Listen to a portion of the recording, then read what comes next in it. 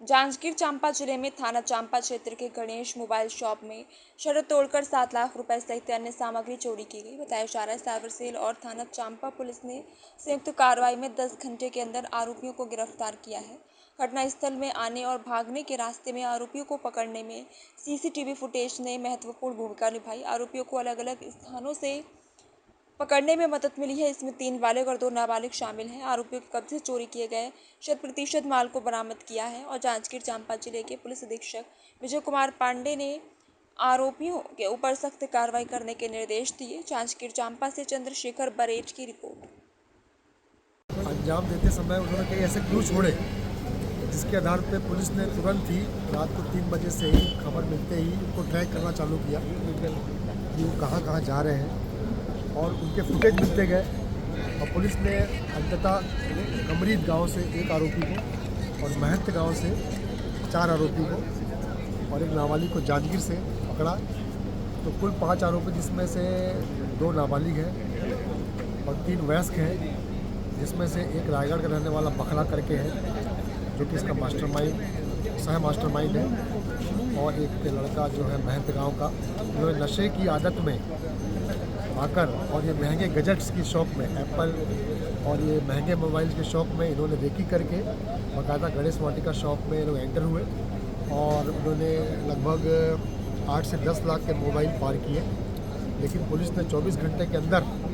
जो है human int और टेक्निकल इंट, इन दोनों इंट को समावेश करते हुए 5 आरोपियों को और सभी 18 मोबाइल और जितने जो गैजेट्स ले गए हैं, ब्लूटूथ स्पीकर्स हैं, सेल्फी स्टैंड है, सबको पुलिस ने रिकवर कर लिया है और 5 को गिरफ्तार करके 2 बाइक भी इनके कब्जे से बरामद कर ली। देश के यशस्वी प्रधानमंत्री नरेंद्र मोदी जी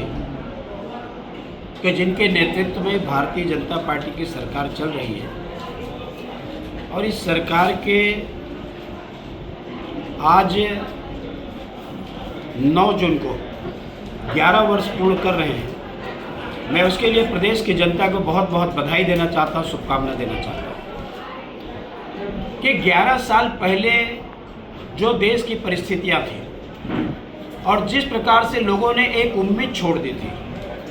कि ये देश में कुछ अच्छा नहीं हो सकता, लेकिन नरेंद्र मोदी जी के आने के बाद में